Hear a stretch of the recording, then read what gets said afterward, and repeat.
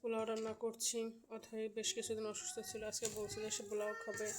তো যেই কথা সেই কাজ, আমি চলে এলাম পোলাও রান্না করার জন্য। এখানে গাজর পোলাও রান্না করছি। এখানে একটা বড় গাজর কুচি করে দিয়েছি, এতে করে পোলাওটা দেখতে খুব সুন্দর আসবে। আমি একদম ঝরঝরা করে ভাজি করে নিয়েছি চাল আর গাজরটা। দেখুন কত সুন্দর ঝরঝরা হয়েছে। এখন আমি গরম পানি দিয়ে দিব। খুব সুন্দর স্মেল আসছে। আমি এখন গরম পানিটা দিয়ে দিব।